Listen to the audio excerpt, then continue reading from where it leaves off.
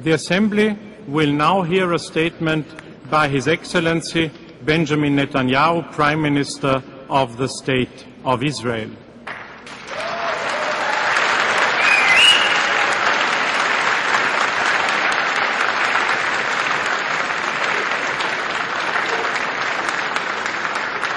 I have great pleasure in welcoming His Excellency Benjamin Netanyahu, Prime Minister of the State of Israel. Thank you. Thank you. I invite him to address the General Assembly. Thank you, Mr. President. Ladies and gentlemen, Israel has extended its hand in peace from the moment it was established 63 years ago. On behalf of Israel and the Jewish people, I extend that hand again today. I extend it to the people of Egypt and Jordan with renewed friendship for neighbors with whom we have made peace. I extend it to the people of Turkey with respect and goodwill. I extend it to the people of Libya and Tunisia with admiration for those trying to build a democratic future. I extend it to the other peoples of North Africa and the Arabian Peninsula with whom we want to forge a new beginning. I extend it to the people of Syria, Lebanon, and Iran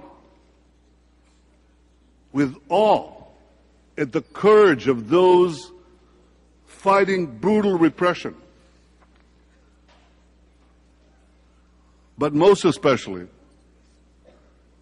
I extend my hand to the Palestinian people with whom we seek a just and lasting peace.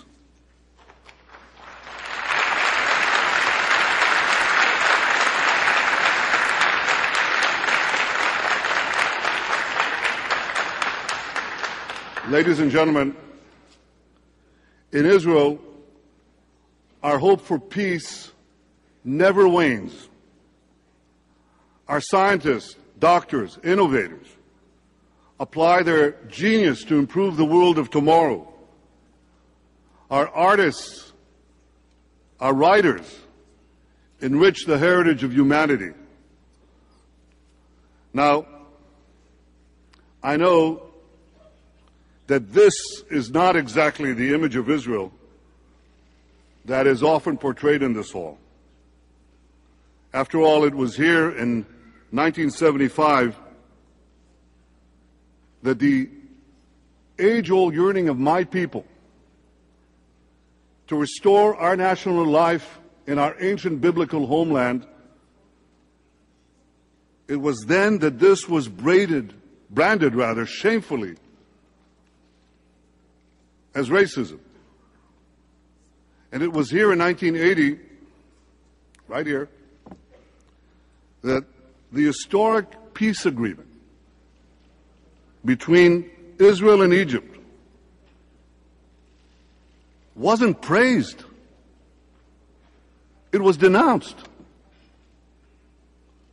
And it's here, year after year, that Israel is unjustly singled out for condemnation. It's singled out for condemnation more often than all the nations of the world combined. 21 out of the 27 General Assembly resolutions condemn Israel, the one true democracy in the Middle East.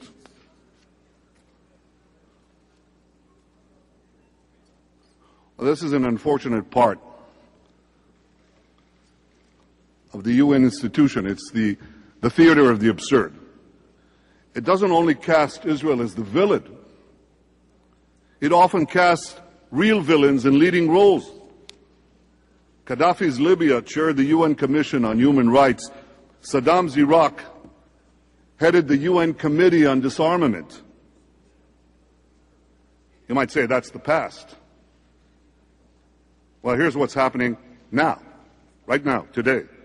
Hezbollah-controlled Lebanon now presides over the UN Security Council. This means, in effect, that a terror organization presides over the body entrusted with guaranteeing the world's security. You couldn't make this thing up. So here in the UN, automatic majorities can decide anything. They can decide that the sun sets in the west or rises in the west. I think the first has already been preordained. They can also decide, they have decided, that the Western Wall in Jerusalem, Judaism's holiest place, is occupied Palestinian territory. And yet, even here, in the General Assembly, the truth can sometimes break through. In 1984, when I was appointed Israel's ambassador to the United Nations, I visited the great rabbi of Lubavitch. He said to me, and ladies and gentlemen, I don't want any of you to be offended, because from personal experience of serving here, I know there are many honorable men and women, many capable and decent people serving their nations here. But here's what the Rebbe said to me. He said to me, you'll be serving in a house of many lies. And then he said, remember that even in the darkest place, the light of a single candle can be seen far and wide. Today I hope that the light of truth will shine, if only for a few minutes, in a hall that for too long has been a place of darkness for my country. So as Israel's Prime Minister, I didn't come here to win applause. I came here to speak the truth. The truth is,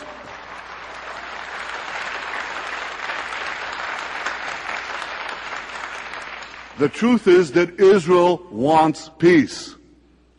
The truth is that I want peace. The truth is that in the Middle East, at all times, but especially during these turbulent days, peace must be anchored in security. The truth is that we cannot achieve peace through UN resolutions, but only through direct negotiations between the parties. The truth is that so far the Palestinians have refused to negotiate. The truth is that Israel wants peace with a Palestinian state, but the Palestinians want a state without peace. And the truth is, you shouldn't let that happen. Ladies and gentlemen, when I first came here 27 years ago, the world was divided between East and West. Since then, the Cold War ended.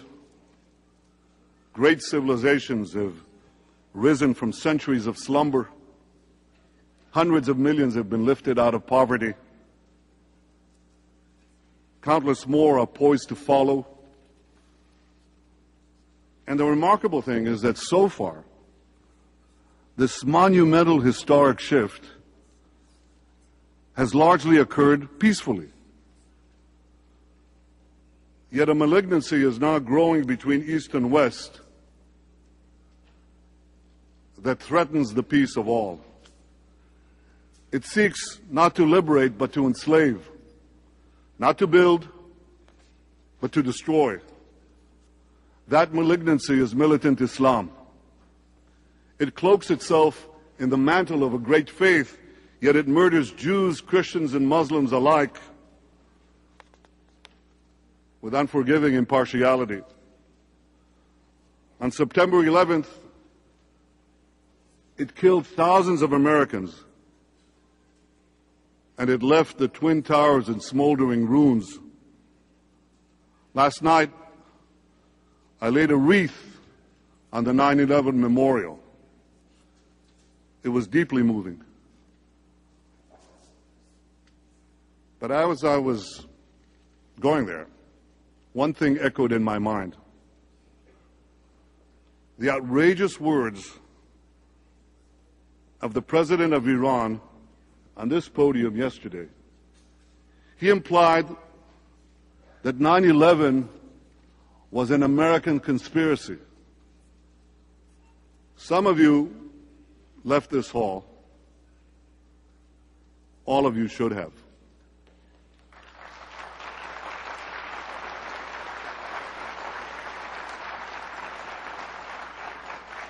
Since 9/11, militant Islam has slaughtered countless other innocents in London and Madrid, in Baghdad and Mumbai, in Tel Aviv and Jerusalem, in every part of Israel. I believe that the greatest danger facing our world is that this fanaticism will arm itself with nuclear weapons. And this is precisely what Iran is trying to do. Can you imagine that man who ranted here yesterday? Can you imagine him armed with nuclear weapons? The international community must stop Iran before it's too late. If Iran is not stopped, we will all face the specter of nuclear terrorism, and the Arab Spring could soon become an Iranian winter. That would be a tragedy. Millions of Arabs have taken to the streets to replace tyranny with liberty. And no one would benefit more than Israel if those committed to freedom and peace would prevail. This is my fervent hope. But as the Prime Minister of Israel, I cannot risk the future of the Jewish state on wishful thinking. Leaders must see reality as it is, not as it ought to be. We must do our best to shape the future, but we cannot wish away the dangers of the present. And the world around Israel is definitely becoming more dangerous. Militant Islam has already taken over Lebanon and Gaza. It's determined to tear apart the peace treaties between Israel and Egypt and between Israel and Jordan. It's poisoned many Arab minds against Jews in Israel, against America and the West. It opposes not the policies of Israel, but the existence of Israel. Now, some argue that the spread of militant Islam, especially in these turbulent times, if you want to slow it down, they argue, Israel must hurry to make concessions, to make territorial compromises. And this theory sounds simple. Basically, it goes like this: leave the territory and peace will be advanced. The moderates will be strengthened, the radicals will be kept at bay, and don't worry about the pesky details of how Israel will actually defend itself. International troops will do the job. These people say to me constantly, just make a sweeping offer and everything will work out. You know, there's only one problem with that theory. We've tried it, and it hasn't worked. In 2000, Israel made a sweeping peace offer that met virtually all of the Palestinian demands. Arafat rejected it. The Palestinians then launched a terror attack that claimed 1,000 Israeli lives. Prime Minister Olmert afterwards made an even more sweeping offer in 2008. President Abbas didn't even respond to it. But Israel did more than just make sweeping offers. We actually left territory. We withdrew from Lebanon in 2000, and from every square inch of Gaza in 2005. That didn't calm the Islamic storm, the militant Islamic storm that threatens us. It only brought the storm closer and made it stronger. Hezbollah and Hamas fired thousands of rockets against our cities from the very territories we vacated. See, when Israel left Lebanon and Gaza, the moderates didn't defeat the radicals. The moderates were devoured by the radicals. And I regret to say that international troops like UNIFIL in Lebanon and UBAM in Gaza didn't stop the radicals from attacking Israel. We left Gaza hoping for peace. We did freeze the settlements in Gaza. We uprooted them. We did exactly what the theory says. Get out, go back to the 1967 borders, dismantle the settlements. And I don't think people remember how far we went to achieve this. We uprooted thousands of people from their homes. We pulled children out of their schools and their kindergartens. We bulldozed synagogues. We even moved loved ones from their graves.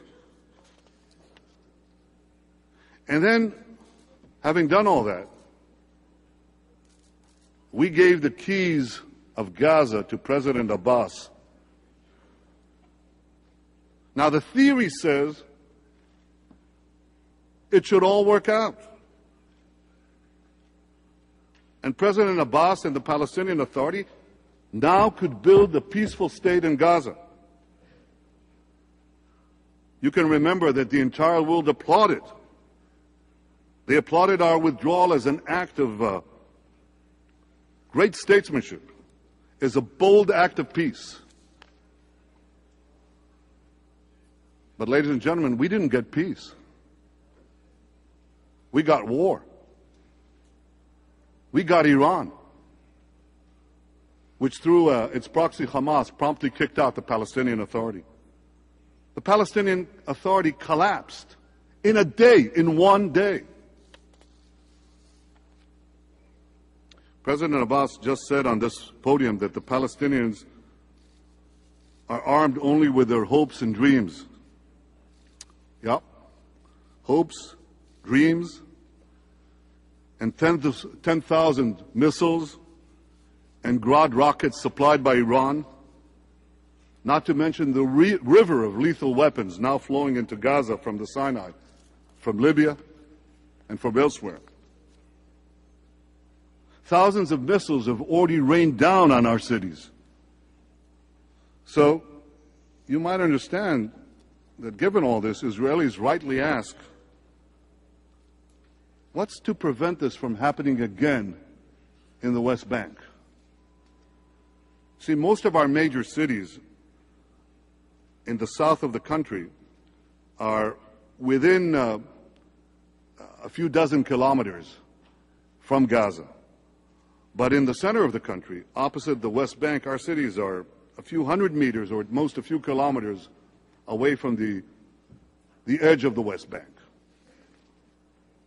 So I want to ask you, would any of you bring danger so close to your cities, to your families? Would you act so recklessly with the lives of your citizens? Israel is prepared to have a Palestinian state in the West Bank, but we're not prepared to have another Gaza there.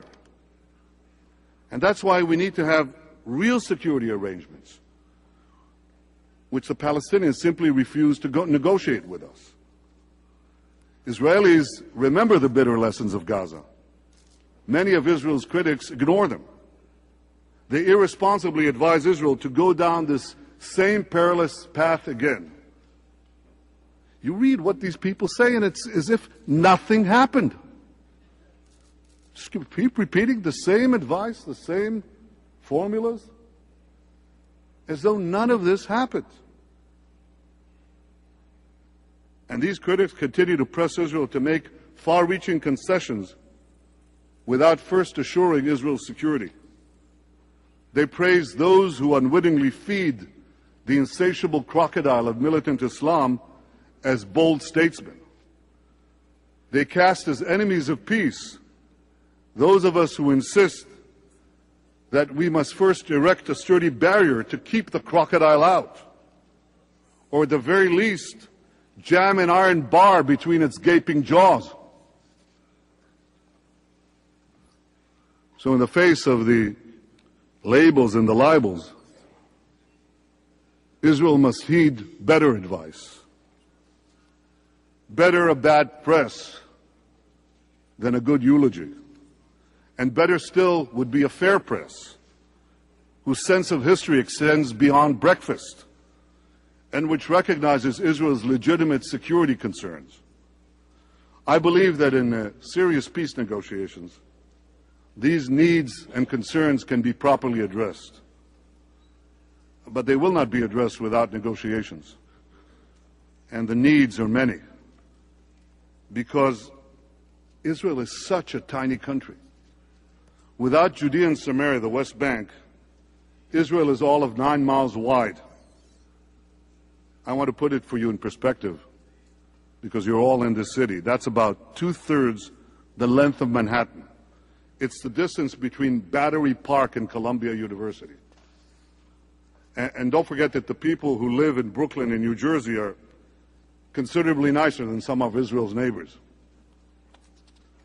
So how do you protect such a tiny country, surrounded by people sworn to its destruction and armed to the teeth by Iran? Obviously, you can't defend it from within that narrow space alone. Israel needs greater strategic depth. And that's exactly why Security Council Resolution 242 didn't require Israel to leave all the territories it captured in the Six-Day War. It talked about withdrawal from territories to secure and defensible boundaries. And to defend itself, Israel must therefore maintain a long-term Israeli military presence in critical strategic areas in the West Bank. Now, I explained this to President Abbas. He answered that if a Palestinian state was to be a sovereign country, it could never accept such arrangements. Why not? America has had troops in Japan, Germany, and South Korea for more than half a century. Britain has had an airspace in Cyprus, or rather an airbase in Cyprus. France has forces in 3 independent African nations. None of these states claim that they're not sovereign countries. And there are many other vital security issues that also must be addressed. Take the issue of airspace. Again, Israel's small dimensions create huge security problems. America can be crossed by jet airplane in 6 hours. To fly across Israel, it takes 3 minutes. So is Israel's tiny airspace to be chopped in half and given to a Palestinian state not at peace with Israel? Our major international airport is a few kilometers away from the West Bank. Without peace, will our planes become targets for anti-aircraft missiles placed in the adjacent Palestinian state? And how will we stop the smuggling into the West Bank? It's not merely the West Bank, it's the West Bank mountains. It just dominates the coastal plain where most of Israel's population sits below. How could we prevent the smuggling into these mountains of those missiles that could be fired on our cities? I bring up these problems because they're not theoretical problems. They're very real. And for Israelis, they're life and death matters. All these potential cracks in Israel's security have to be sealed in a peace agreement before a Palestinian state is declared, not afterwards. Because if you leave it afterwards, they won't be sealed. And these problems will explode in our face and explode the peace. The Palestinians should first make peace with Israel and then get their state. But I also want to tell you this. After such a peace agreement is signed, Israel will not be the last country to welcome a Palestinian state as a new member of the United Nations. We will be the first.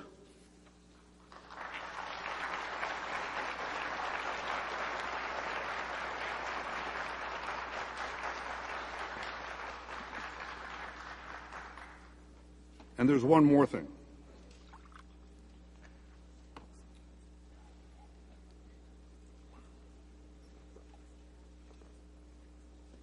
Hamas has been violating international law by holding our soldier Gilad Shalit captive for 5 years.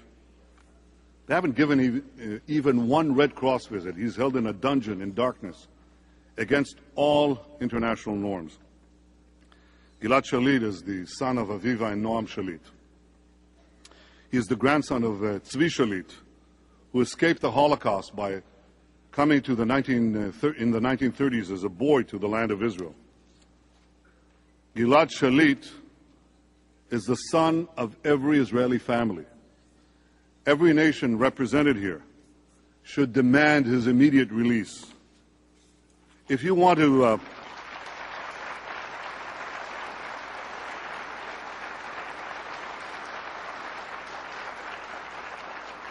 want to pass a resolution about the Middle East today, that's the resolution you should pass.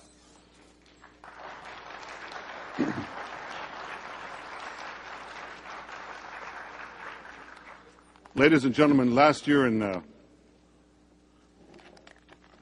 Israel,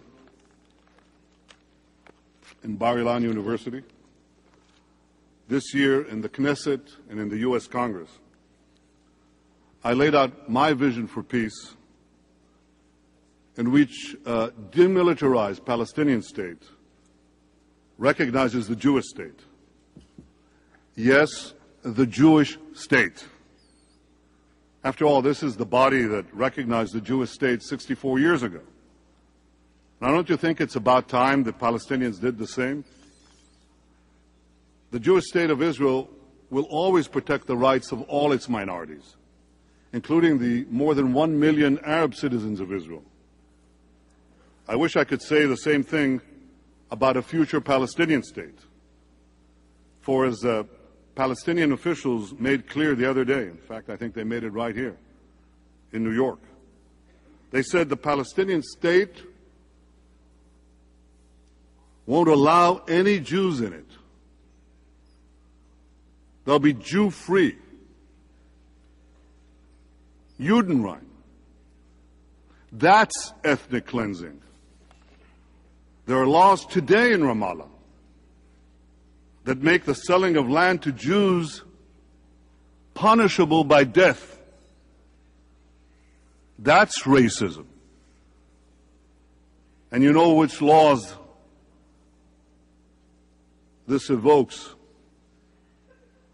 Israel has no intention whatsoever to change the democratic character of our state.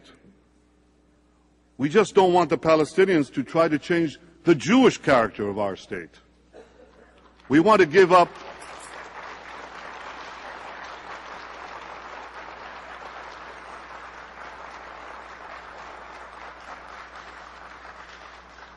we want them to give up the fantasy of flooding Israel with millions of Palestinians. President Abbas just stood here and he said that the core of the Israeli-Palestinian conflict is the settlements. Well, that's odd. Our conflict has been was raging for nearly half a century before there was a single Israeli settlement in the West Bank.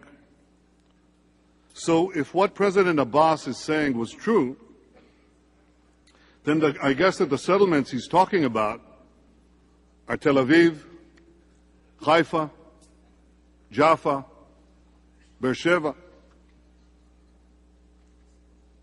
Maybe that's what he meant the other day when he said that Israel has been occupying Palestinian land for 63 years.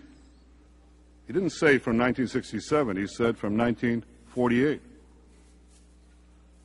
I hope somebody will bother to ask him this question, because it illustrates a simple truth. The core of the conflict is not the settlements. The settlements are a result of the conflict. The settlements have to be, it's an issue that has to be addressed and resolved in the course of negotiations. But the core of the conflict has always been, and unfortunately remains, the refusal of the Palestinians to recognize a Jewish state in any border. I think it's time that the Palestinian leadership recognizes what every serious international leader has recognized.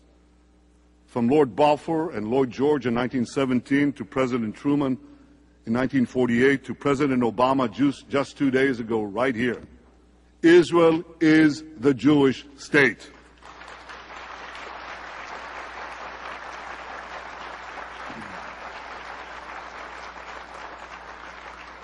President Abbas, stop walking around this issue.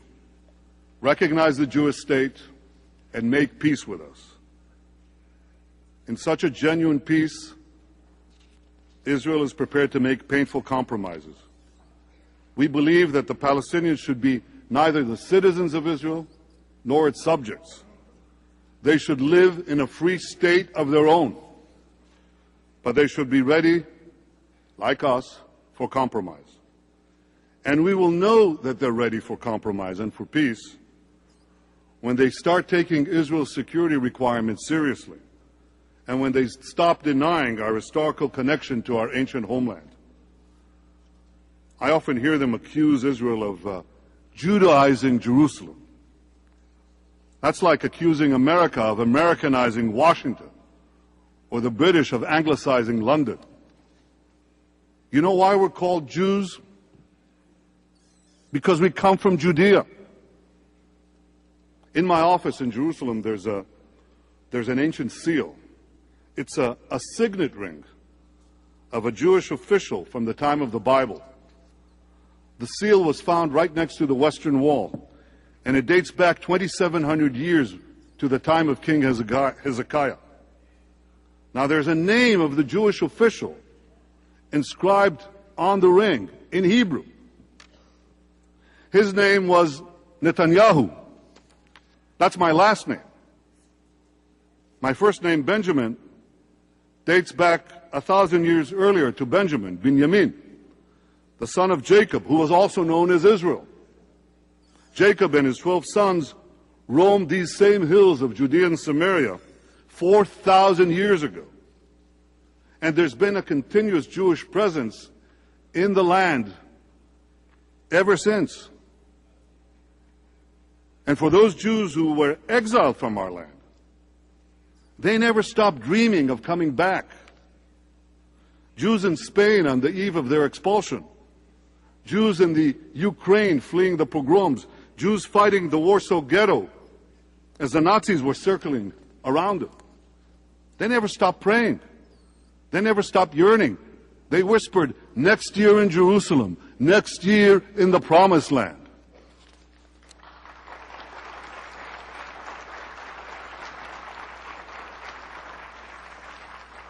As the Prime Minister of Israel, I speak for 100 generations of Jews who were dispersed throughout the lands, who suffered every evil under the sun, but who never gave up hope of restoring their national life in the one and only Jewish state. Ladies and gentlemen, I continue to hope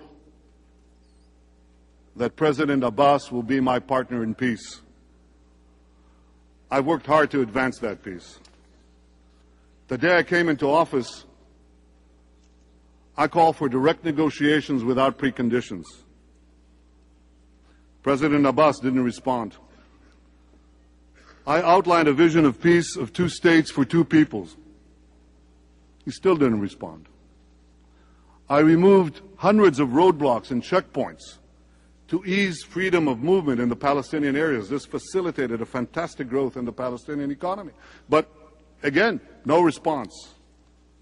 I took the unprecedented step of freezing new buildings in the settlements for 10 months. No prime minister did that before, ever. Once again, you applaud, but there was no response. No response. In the last few weeks, American officials have put forward ideas to restart peace talks. There were things in those ideas about borders that I didn't like. There were things there about the Jewish state that I'm sure the Palestinians didn't like. But with all my reservations, I was willing to move forward on these American ideas. President Abbas, why don't you join me? We have to stop negotiating about the negotiations.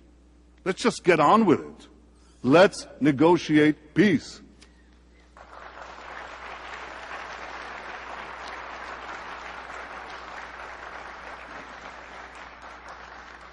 I spent years defending Israel on the battlefield. I've spent decades defending Israel in the court of public opinion. President Abbas, you've dedicated your life to advancing the Palestinian cause. Must this conflict continue for generations? Or will we enable our children and our grandchildren to speak in years ahead of how we found a way to end it? That's what we should aim for. And that's what I believe we can achieve. In 2.5 years, we met in Jerusalem only once, even though my door has always been open to you. If you wish, I'll come to Ramallah. Actually, I have a better suggestion. We've both just flown thousands of miles to New York. Now we're in the same city. We're in the same building. So let's meet here today in the United Nations.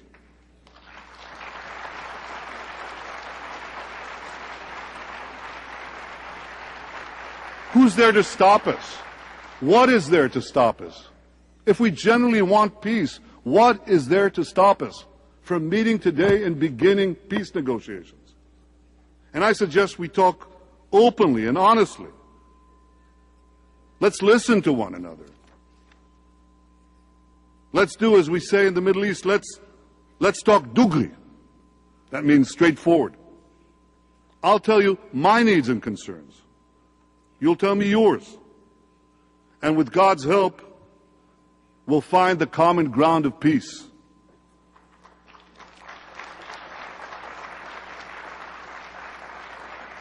There's an old Arab saying that you cannot applaud with one hand. Well, the same is true of peace. I cannot make peace alone. I cannot make peace without you. President Abbas,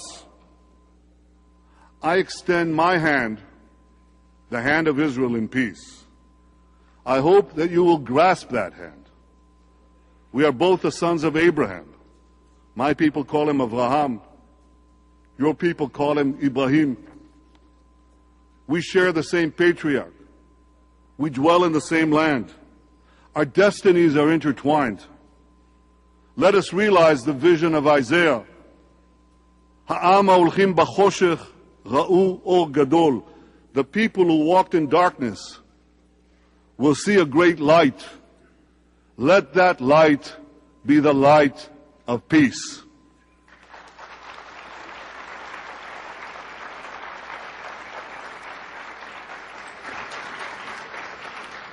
On behalf of the General Assembly, I wish to thank the Prime Minister of the State of Israel for his statement just made